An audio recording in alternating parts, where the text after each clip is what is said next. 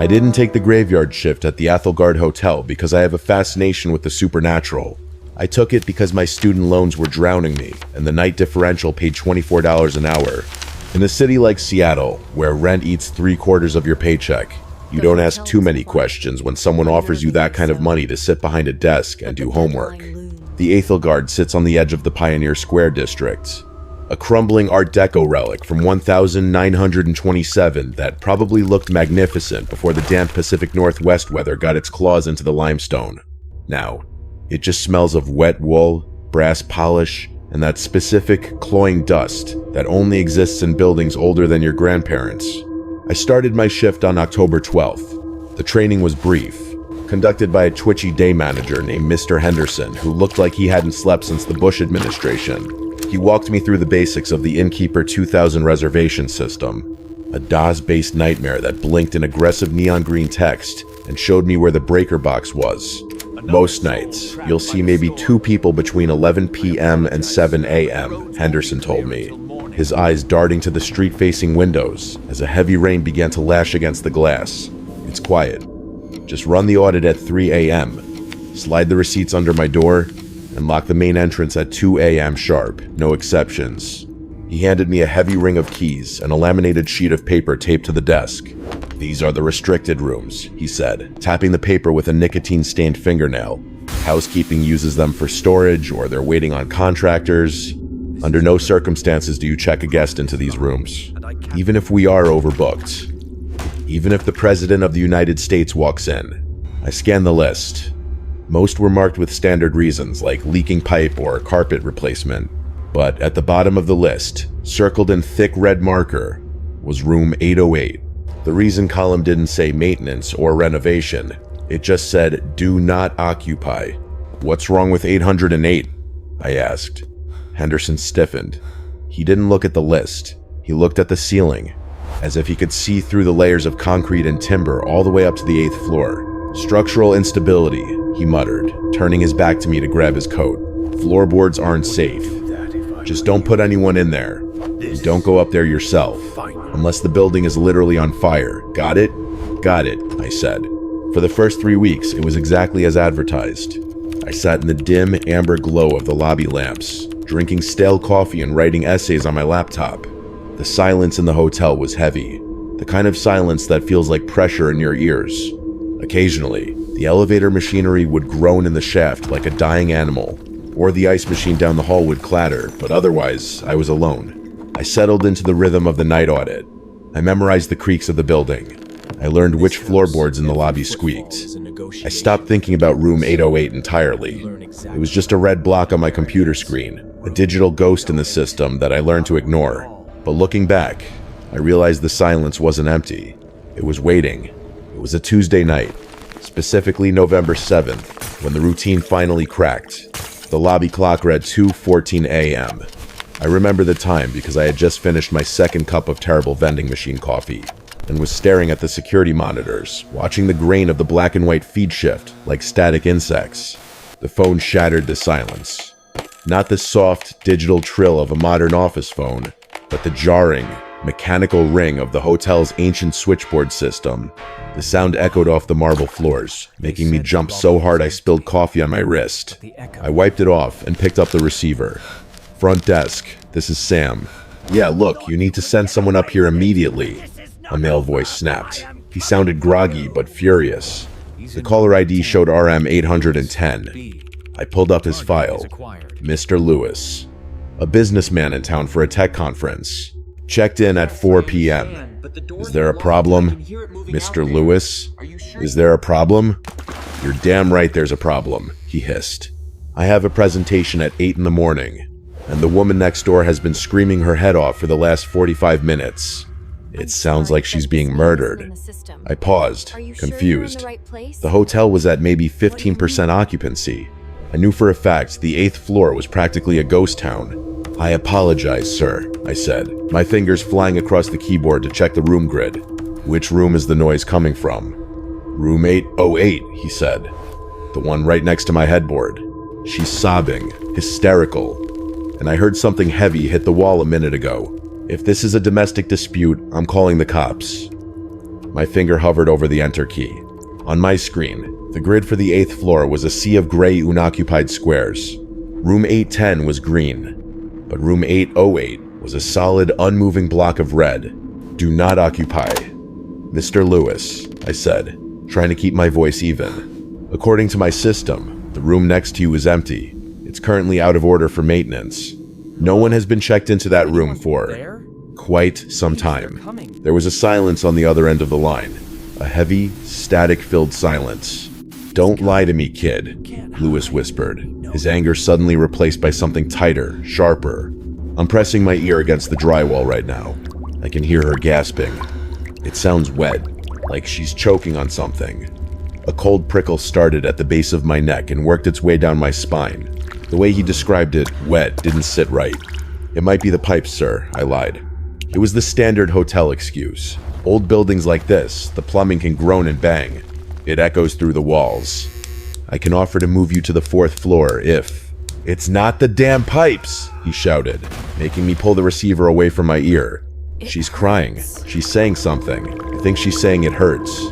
Just come up here and listen for yourself. The line clicked dead before I could answer. I sat there for a long moment, the receiver still in my hand, listening to the dial tone drone on. I looked at the security monitor for the 8th floor hallway. The camera was grainy and situated near the elevators, offering a long, tunnel-like view of the corridor. The hallway was empty. The lights flickered slightly, a rhythmic dimming that synced with my own heartbeat. I told myself Mr. Lewis was crazy, or maybe he was hearing a TV from the floor above. Sound travels weirdly in concrete structures. It was just physics. It was just a tired businessman hearing things. But as I sat there, staring at the red block on the screen, I couldn't shake the feeling of dread pooling in my stomach. The do not rent note hadn't been updated since 2018. I put the phone down, grabbed the master key card, and told myself I was just doing my job. I had to go up there. I stalled for as long as I could. I pretended to organize some papers. I checked the weather forecast. But at 2:23 a.m., the phone rang again. I didn't answer it this time. I knew it was Lewis. And I knew if I didn't show my face on the 8th floor, he'd come down to the lobby and make a scene that would get me fired. I grabbed the master key card, a heavy plastic rectangle that felt greasy from years of handling, and a flashlight from under the counter. I told myself I was just going to prove the room was empty. I'd open the door, shine the light around a dusty, pipe-filled maintenance closet, and Mr. Lewis would feel like an idiot. The elevator ride up was agonizingly slow.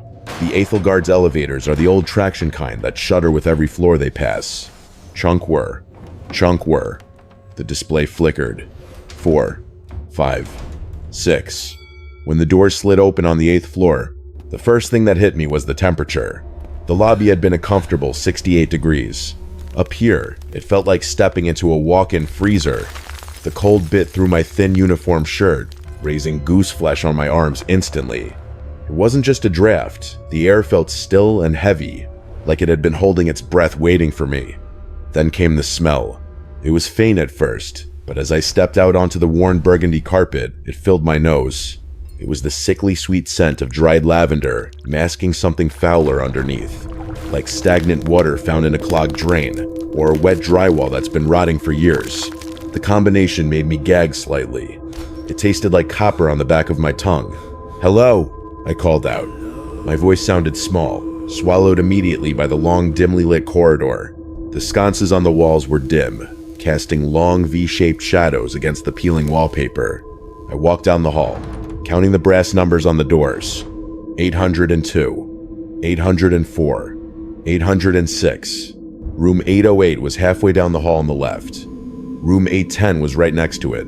I could see light spilling from under Mr. Lewis's door. He was awake, waiting. I stopped in front of room 808. The door looked different from the others. The wood seemed darker, almost black, as if it had absorbed more grime over the decades.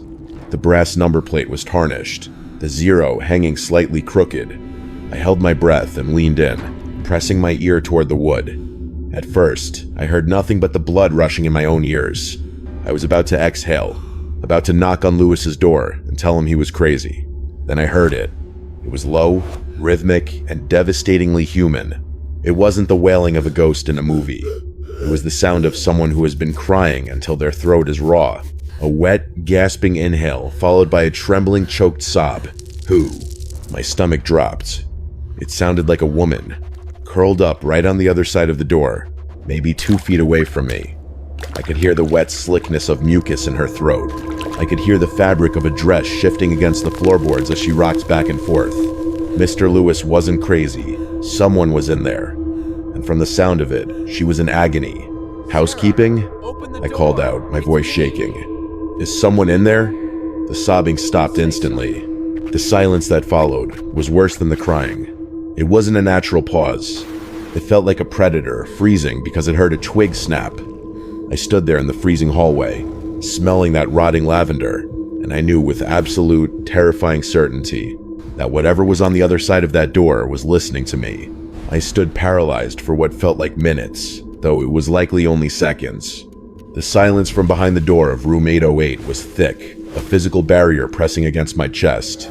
My heart was thudding so hard against my ribs that I could feel the pulse in my fingertips. Is everything okay? I managed to stammer. No response. No more sobbing. Not even the sound of breathing. I remembered Henderson's warning. Structural instability. But a woman crying wasn't a structural issue. If there was a squatter or someone who had snuck in, they could be injured. If I didn't check and something happened, it was my job on the line. I took the master key card out of my pocket. My hands were shaking so violently, I almost dropped it. I reached out and touched the plastic card to the electronic reader. Usually, the reader emits a sharp mechanical beep and a green LED flashes, followed by the heavy clack of the solenoid releasing the bolt. This time, the light turned a dull, sickly orange. Not red, not green. It pulsed 3 times, a slow, hypnotic rhythm that didn't match any error code I'd been taught. Then, the reader made a sound I'll never forget. A high-pitched, grinding screech, like metal teeth chewing on glass. The light on the lock suddenly flared a blinding, angry crimson. It was so bright it cast my shadow long across the hallway, stretching all the way to Mr. Lewis's door. Then, with a pathetic, dying buzz, the light went completely dark. I tried the card again. Nothing. The lock was dead. I grabbed the brass handle and twisted. It was frozen solid. Not just locked, but as if the internal mechanism had been welded shut from the inside. The metal felt impossibly cold, like I was touching dry ice. The chill raced up my arm, numbing my elbow, and I tasted that metallic copper again, stronger now, like I'd sucked on a mouthful of pennies.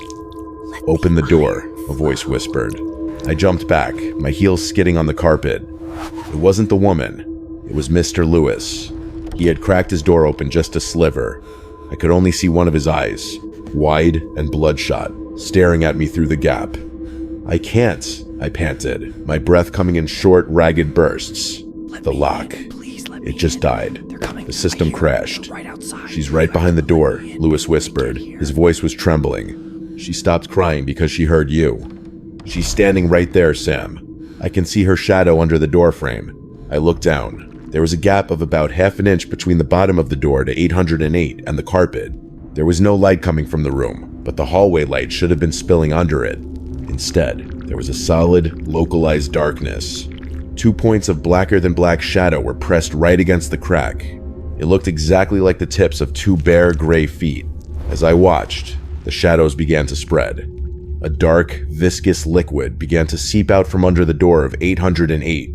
It wasn't water. It was thicker, bubbling slightly as it hit the hallway air, smelling of old blood in the bottom of a lake. I'm going back to the lobby, I whispered, backed away. I'm calling the manager. Don't come out of your room, Mr. Lewis. Lock your door. I didn't wait for him to respond. I turned and sprinted for the elevator. As I ran, I heard a sound from behind me that made my skin crawl. It was a slow, deliberate knock on the inside of the door. Thump, thump, thump. Then, a voice that sounded like it was full of water gurgled. Room service. I didn't wait for the elevator. I hit the heavy fire door for the stairs and practically tumbled down the 8 flights, my boots clattering against the concrete with a deafening echo. I burst into the lobby, gasping for air, the taste of copper still thick on my tongue. I locked the lobby doors, checked the windows, and sat behind the desk with a heavy mag light in my hand, staring at the elevators until the sun finally bled through the Seattle fog. At 7 a.m. sharp, Maria, the head of housekeeping, arrived. She was a stern, grandmotherly woman who had worked at the Aethelgard since the late 80s. She found me sitting there, pale and trembling, my eyes bloodshot. "Sam, you look like you've seen the devil," she said, setting her bag down. "Maria, I need to know about 808, I blurted out. She froze. The jingling of her cleaning cart stopped instantly. She didn't look at me. She slowly reached into her collar and pulled out a small silver crucifix, clutching it so hard her knuckles turned white. "We do not talk about that floor," she whispered. "I told Henderson you were too young. I told him the night shift needed someone who knew how to keep their eyes shut. There's a woman in there, Maria." And there was something coming out from under the door. It wasn't water. It smelled like death. Maria's face went from pale to a sickly, translucent white. She stepped closer and hissed, "There hasn't been a woman in that room for 24 years. Not a living one." In 1999, a bride-to-be stayed there. Her fiancé never showed up. She waited for 3 days, ordering room service she never ate. On the 4th day, the smell reached the hallway. She had used the cord from the heavy velvet drapes. But the worst part was the bathtub. She stopped, her eyes darting to the ceiling. She had turned the water on. It ran for days. It soaked through the floor, through the walls. By the time they found her, the room was a swamp of rot. They tried to renovate, but the water, it never went away. It just keeps coming back. And so does she. "What are you telling him?" The voice boomed from the office doorway. It was Mr. Henderson. He looked worse than usual. His tie was crooked, and his eyes were rimmed with red. He looked at me with a mixture of fear and pure, unadulterated rage. "Mr. Henderson, roommate 10, called to complain about." "I don't care what 810 said," he roared, slamming his palm against the marble counter. "You are paid to run the audit and stay in the lobby.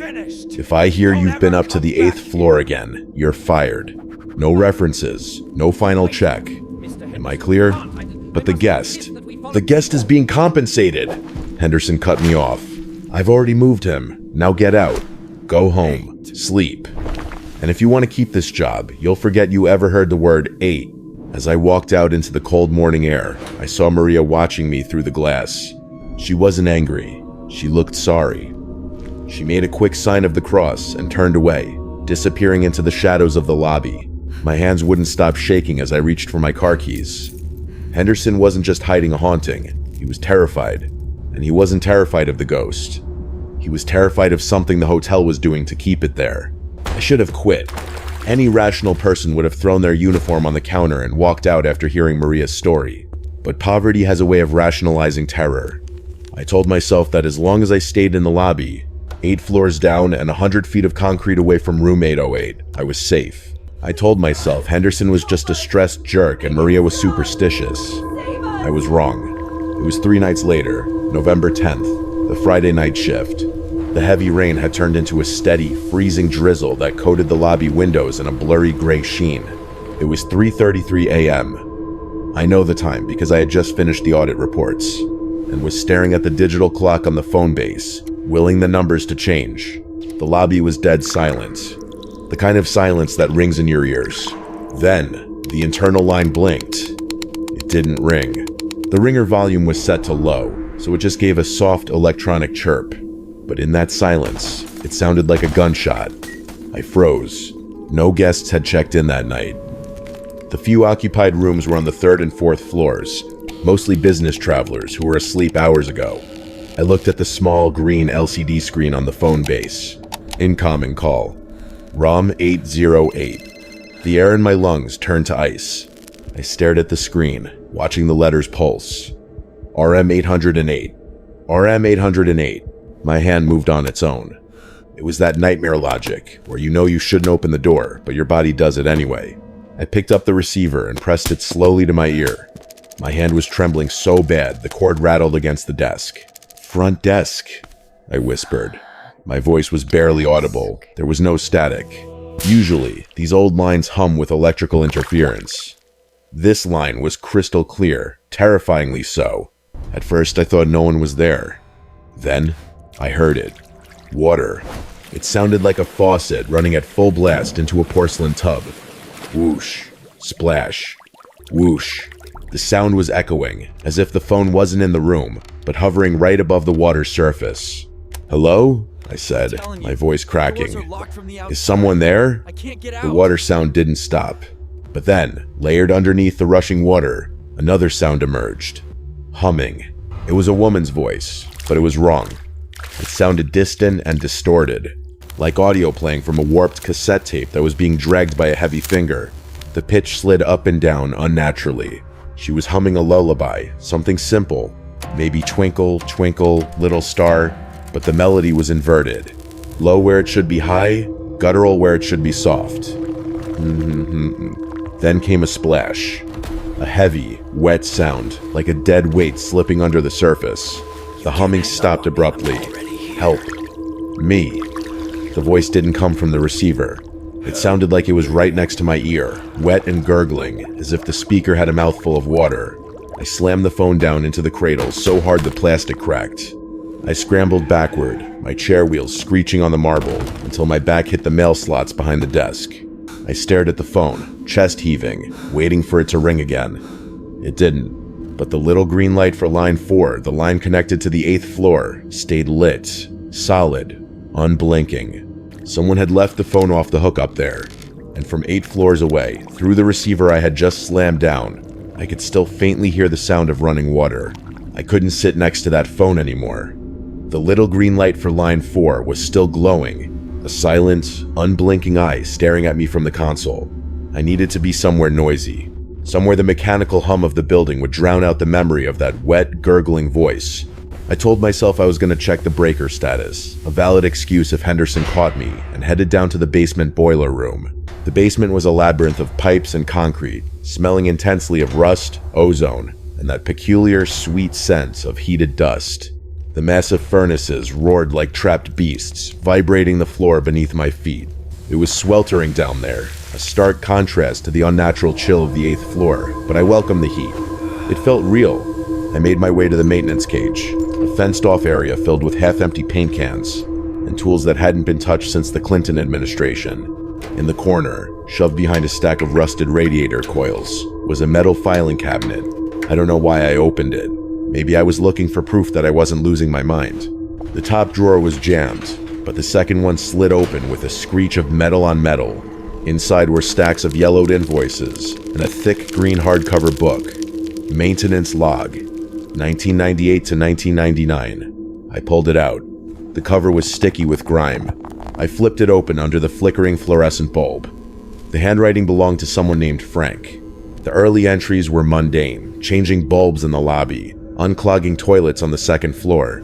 Then, I found the first mention of room 808. The 4th of August, 1998. Guest in 808 complained of damp carpet. Checked pipes. No leak found. Carpet is soaked near bathroom. Smells like sulfur. Wet vaxed it. I flipped a few pages. The 7th of August, 1998. 808 again. Water is back. It's seeping up through the floorboards now. The wood is warping. I shut off the main valve for that room, but the water is still running. I can hear it in the walls. The 12th of August, 1998. The stain won't scrub out.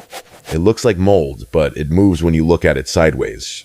I was working on the sink, and the mirror fogged up. Someone wrote help in the steam. I was alone in the room.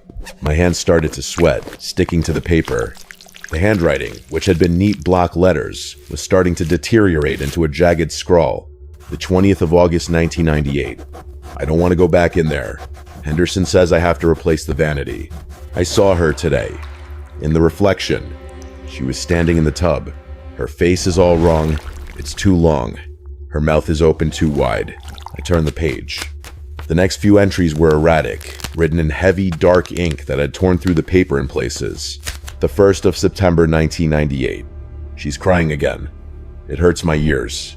I put earplugs in, but I can still hear the water. It's in my head now. The water is black. There was a gap of 2 weeks.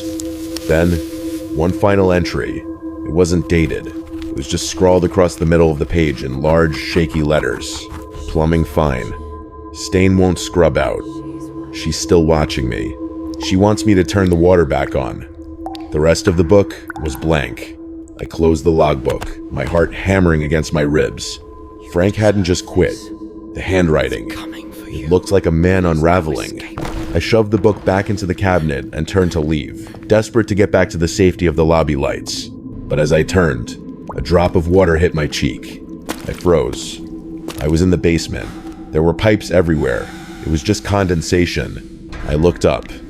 Directly above me, a thick iron pipe ran along the ceiling. It was wrapped in insulation, but a dark, wet stain was spreading across the white material. As I watched, another heavy, dark drop formed and fell, landing on the toe of my boot.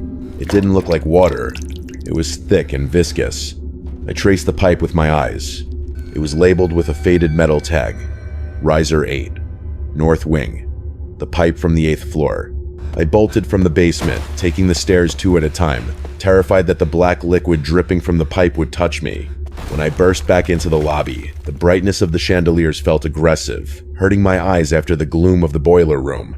I sat back behind the desk, chest heaving, and tried to force my breathing to slow down. It was 3:42 a.m. The witching hour had passed, but the air in the hotel felt heavier than ever. I looked at the security bank. Usually, the monitors at the Ethelgard are a joke. They are old CRT screens that hum with a high-pitched whine. The image is grainy and constantly rolling with static interference. The camera on the 8th floor, in particular, is usually just a gray blizzard of snow.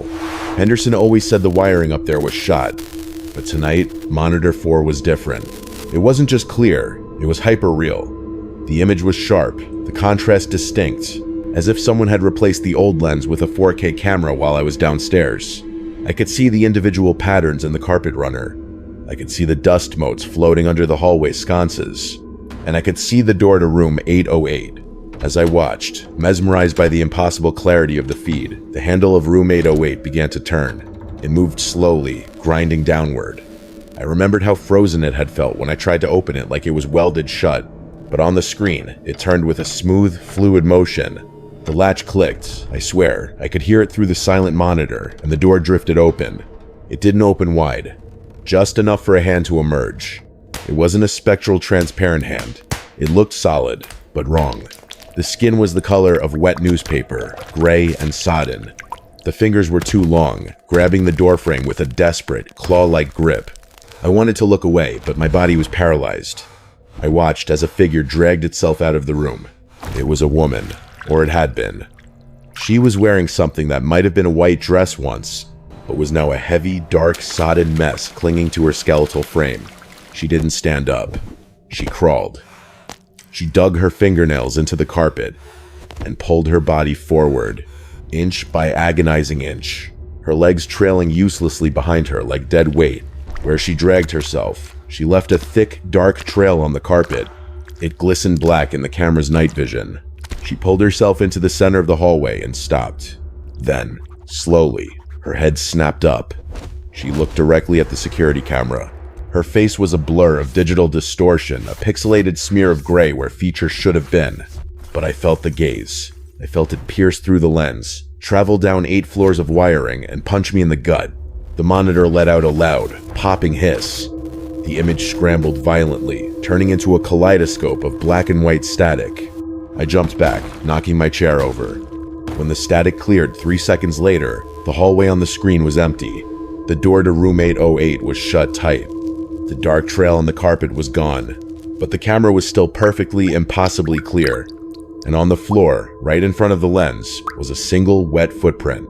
I bolted from the basement, taking the stairs 2 at a time, terrified that the black liquid dripping from the pipe would touch me. When I burst back into the lobby, the brightness of the chandeliers felt aggressive, hurting my eyes after the gloom of the boiler room. I sat back behind the desk, chest heaving, and tried to force my breathing to slow down. It was 3:42 a.m. The witching hour had passed, but the air in the hotel felt heavier than ever. I looked at the security bank. Usually the monitors at the Ethelgard are a joke. They are old CRT screens that hum with a high-pitched whine. The image is grainy and constantly rolling with static interference. The camera on the 8th floor, in particular, is usually just a gray blizzard of snow. Henderson always said the wiring up there was shot, but tonight, Monitor 4 was different. It wasn't just clear, it was hyper-real. The image was sharp, the contrast distinct, as if someone had replaced the old lens with a 4K camera while I was downstairs. I could see the individual patterns in the carpet runner. I could see the dust motes floating under the hallway sconces, and I could see the door to room 808.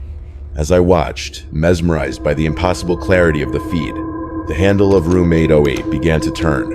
It moved slowly, grinding downward. I remembered how frozen it had felt when I tried to open it like it was welded shut, but on the screen, it turned with a smooth, fluid motion. The latch clicked. I swear I could hear it through the silent monitor, and the door drifted open. It didn't open wide, just enough for a hand to emerge. It wasn't a spectral, transparent hand. It looked solid, but wrong. The skin was the color of wet newspaper, gray and sodden. The fingers were too long, grabbing the doorframe with a desperate, claw-like grip. I wanted to look away, but my body was paralyzed. I watched as a figure dragged itself out of the room. It was a woman. Or it had been. She was wearing something that might have been a white dress once, but was now a heavy, dark, sodden mess clinging to her skeletal frame. She didn't stand up. She crawled. She dug her fingernails into the carpet and pulled her body forward, inch by agonizing inch, her legs trailing uselessly behind her like dead weight. Where she dragged herself, she left a thick, dark trail on the carpet. It glistened black in the camera's night vision. She pulled herself into the center of the hallway and stopped. Then, slowly, her head snapped up. She looked directly at the security camera. Her face was a blur of digital distortion, a pixelated smear of gray where features should have been. But I felt the gaze. I felt it pierce through the lens, travel down 8 floors of wiring, and punch me in the gut. The monitor let out a loud, popping hiss. The image scrambled violently, turning into a kaleidoscope of black and white static. I jumped back, knocking my chair over. When the static cleared 3 seconds later, the hallway on the screen was empty. The door to room 808 was shut tight. The dark trail on the carpet was gone, but the camera was still perfectly, impossibly clear. And on the floor, right in front of the lens, was a single wet footprint. The sky outside the lobby windows turned a bruised purple as the storm finally broke over Seattle. It wasn't just rain anymore. It was a deluge, hammering the glass with such force I thought the panes might shatter inward. The wind howled through the downtown corridors, whistling through the cracks in the Aethelgard's masonry like a flute made of bone. At 4:12 a.m., the grid gave up.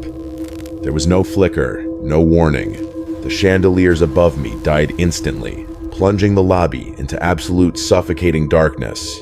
A second later, the backup generator in the basement kicked in with a seismic shudder that vibrated through the soles of my shoes.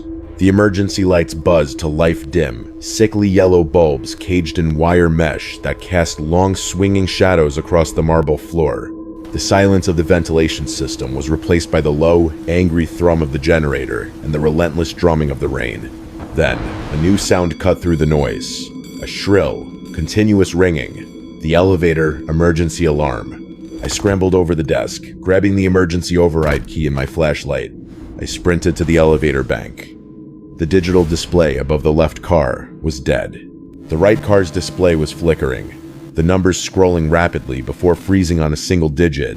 8. I pressed the talk button on the panel. This is the front desk. Is someone in there? Help! The damn thing stopped. It went dark. It was a woman's voice, high and panicked. I was trying to go to the 4th floor, but it just kept going up. The doors won't open! Okay, listen to me, I shouted over the alarm. The power is out. The generator is on, but the hydraulics are locked. I have to come up and manually release the doors. Stay calm. My stomach turned to lead. I had to go back up there. I couldn't take the other elevator. I had to take the stairs, 8 flights. I hit the stairwell at a run, the heavy fire door slamming shut behind me, sealing me in the concrete echo chamber. The air in the stairwell was stale and cold. I took the steps 2 at a time, my flashlight beam bouncing wildly against the gray walls. 2nd floor. My legs burned. 4th floor. My breath rasped in my throat. 6th floor. The air got colder. Distinctly colder. By the time I reached the landing for the 8th floor, my lungs were screaming for air, but my body wanted to freeze. The temperature had dropped 20 degrees. I could see my breath pluming in the beam of my flashlight. The heavy metal door to the 8th floor hallway had a small wire glass window. I shined my light through it. The hallway was bathed in the red glow of the emergency exit signs. It looked like the interior of an artery. The shadows were deep pools of black ink. Room 808 was down there, hidden in the gloom. Just get the guest, I whispered to myself. Get the guest and get out. I pushed the bar and stepped into the hallway. The silence here was different. It wasn't empty. It was heavy, pressing against my eardrums. The smell of rotting lavender was overpowering now, mixed with the metallic tang of ozone from the storm. The elevator doors were about 30 feet away, to my right. Room 808 was to my left, down the long stretch of red-lit carpet. I turned my back on room 808 and ran to the elevator. I jammed the release key into the hole above the doors and cranked it hard to the right. The gears ground together, screeching in protest. "I'm opening the doors," I yelled. I dug my fingers into the rubber seal and pulled. The doors were heavy, fighting me every inch of the way.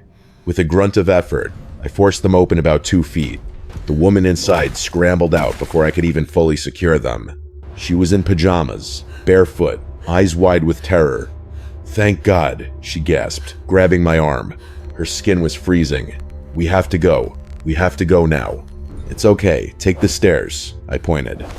"No," she whispered, her grip tightening until her nails dug into my skin. She wasn't looking at the stairs. She was looking past me, down the hallway, toward the other end of the corridor. "The little girl told me to leave." I froze. "What little girl?" "The one standing by that door," she whimpered. "The one dripping wet." I slowly turned my head to look back down the red-lit hallway toward room 808. The sky outside the lobby windows turned a bruised purple as the storm finally broke over Seattle. It wasn't just rain anymore. It was a deluge, hammering the glass with such force I thought the panes might shatter inward. The wind howled through the downtown corridors, whistling through the cracks in the Aethelgard's masonry like a flute made of bone. At 4:12 a.m., the grid gave up. There was no flicker, no warning. The chandeliers above me died instantly, plunging the lobby into absolute suffocating darkness. A second later, the backup generator in the basement kicked in with a seismic shudder that vibrated through the soles of my shoes. The emergency lights buzzed to life dim, sickly yellow bulbs caged in wire mesh that cast long swinging shadows across the marble floor. The silence of the ventilation system was replaced by the low, angry thrum of the generator and the relentless drumming of the rain. Then, a new sound cut through the noise. A shrill, continuous ringing, the elevator emergency alarm.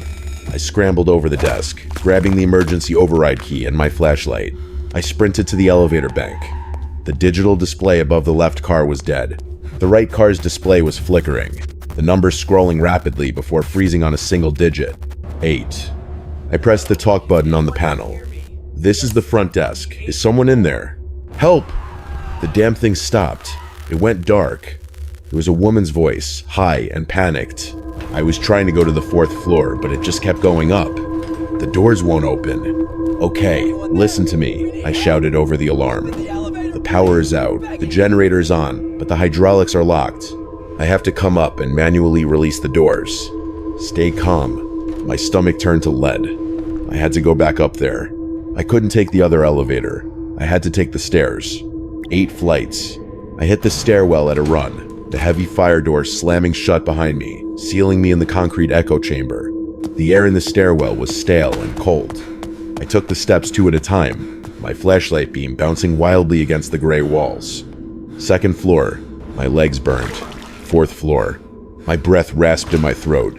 6th floor. The air got colder, distinctly colder.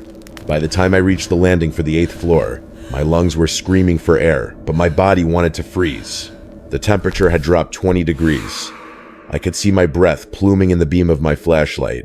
The heavy metal door to the 8th floor hallway had a small wire glass window. I shined my light through it. The hallway was bathed in the red glow of the emergency exit signs. It looked like the interior of an artery. The shadows were deep pools of black ink. Room 808 was down there, hidden in the gloom. "Just get the guest," I whispered to myself.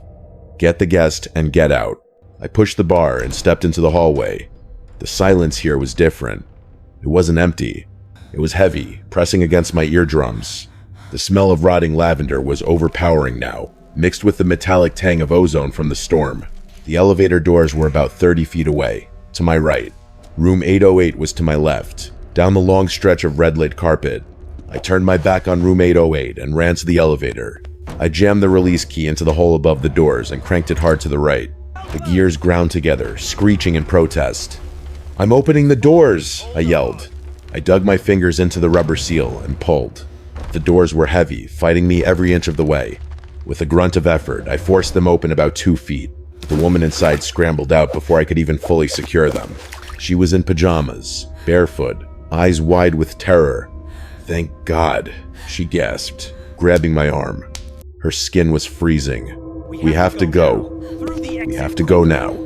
"It's okay. Take the stairs," I pointed. "No," she whispered, her grip tightening until her nails dug into my skin. She wasn't looking at the stairs. She was looking past me, down the hallway, toward the other end of the corridor. The little girl told me to leave. I froze. "What little girl?" "The one standing by that door," she whimpered. "The one dripping wet." I slowly turned my head to look back down the red-lit hallway toward room 808. The woman didn't wait for me to explain. She didn't wait for me to escort her. She shoved past me, her bare feet slapping wetly against the concrete of the stairwell landing, and vanished down the steps into the darkness. I heard the fire door slam shut below, the echo booming like a cannon shot. Then, I was alone. I stood there in the crimson wash of the emergency lights, my chest heaving, the flashlight in my hand, trembling so violently, the beam danced on the peeling wallpaper like a nervous moth. I told myself to move. I told myself to turn around, open the stairwell door, and run until I hit the street.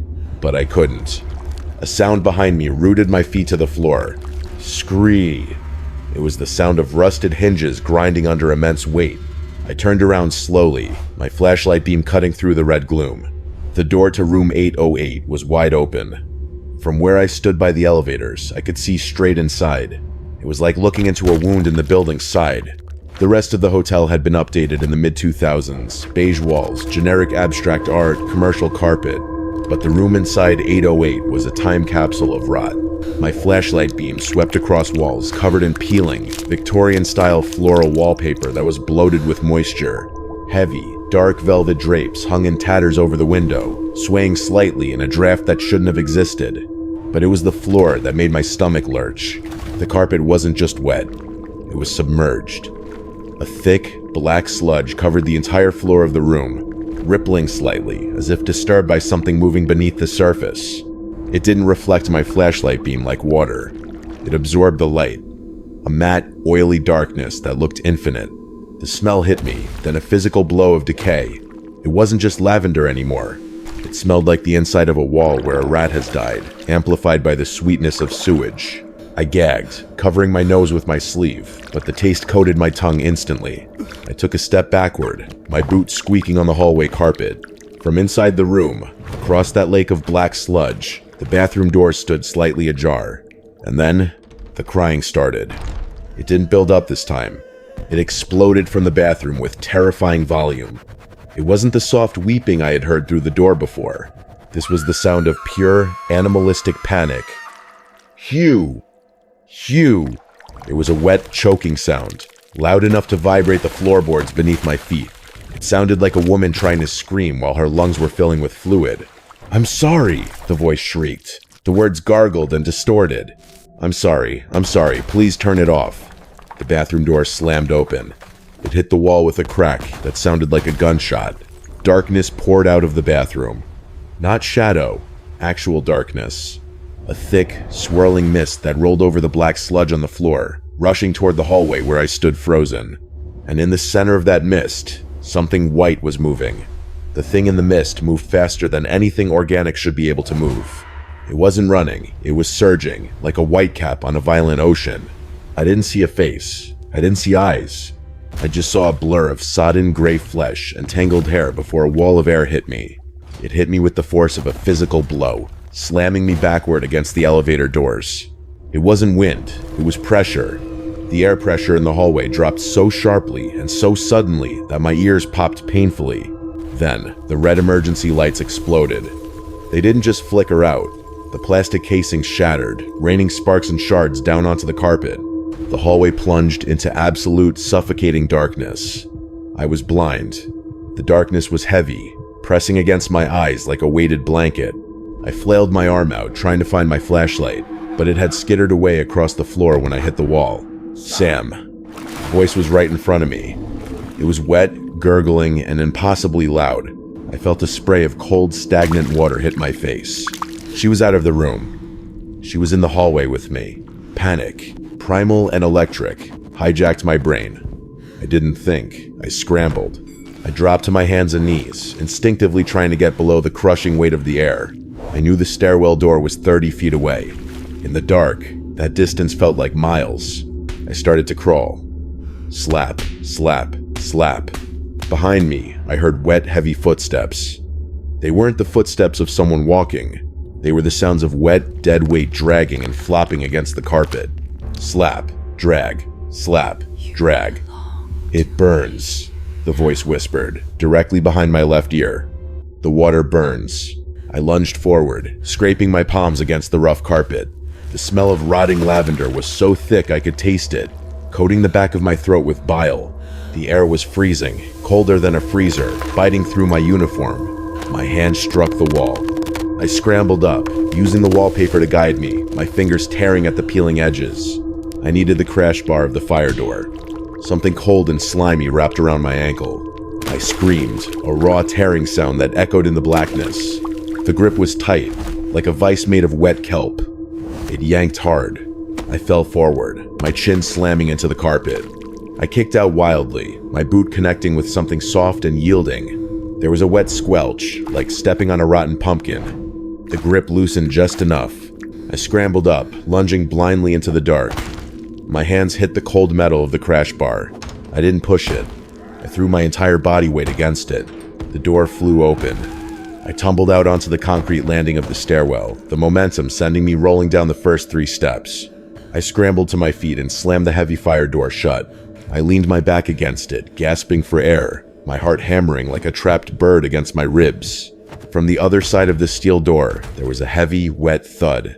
Then came the scratching. Slow, deliberate fingernails dragging down the metal surface. Scritch, scritch, scritch. "Don't leave me," the voice gurgled through the steel. "The water is rising, Sam. It's coming under the door." I looked down. In the dim light of the stairwell, a dark, viscous liquid was beginning to ooze through the crack beneath the fire door. It bubbled as it hit the concrete. I didn't wait to see more. I ran. I didn't stop running until I was 3 blocks away, standing under the awning of a closed Starbucks, drenched in rain that finally felt clean. I was shivering, hypothermic, and missing one shoe, but I was alive. The streetlights of Pioneer Square were humming, and a police siren wailed in the distance. Normal city sounds that sounded like a choir of angels compared to the wet gurgling of the 8th floor. I pulled my phone out with trembling fingers. It was 4:48 a.m. I sent a text to Mr. Henderson. "I quit. Don't call me. Keep the last paycheck." Then I blocked his number. I blocked the hotel's number. I threw my SIM card into a storm drain before I even got on the bus home. I never went back to the Aethelgard. I left my laptop charger, my favorite hoodie, and my other shoe in the lobby. They can rot there. For weeks, I slept with the lights on. I couldn't take a shower. The sound of the water hitting the porcelain triggered panic attacks so severe I'd black out. I had to wash with wet wipes and sponge baths from a plastic bucket for 3 months. Every time I smelled lavender, I would gag until my stomach was empty. I thought about going to the police, but what would I say? That a puddle tried to kill me? That a ghost locked the doors? Henderson had his cover story ready before I was even hired. And he used it. 2 months later, I saw the article in the Seattle Times. Hotel worker hospitalized after chemical leak. The article stated that the new night auditor, Marcus, had been found unconscious in the hallway of the 8th floor. The hotel management claimed it was a leak of industrial cleaning solvents from a maintenance closet. But I read the quote from the paramedic who treated him. He said, "The victim showed signs of severe hypoxia, similar to a drowning victim. His lungs were filled with fluid, despite being found on dry carpet. Marcus is still in a coma. The Aethelgard is still open. You can book a room there right now on Expedia for $89 a night. They market it as historic charm. I'm writing this because I know how the algorithm works. I know people look for cheap hotels in cool cities. I know some of you are thrill seekers who think staying in a haunted hotel is content. Don't do it. If you check into an older hotel, doesn't matter if it's in Seattle, London, or Chicago, and you hear a woman crying in the room next to you, do not call the front desk. Do not put your ear to the wall. Do not try to help. Check the gap under the door. If you see a shadow that looks like wet gray feet standing perfectly still, just grab your keys and run. Don't wait for the elevator. Take the stairs. And for God's sake, don't look back when the door opens.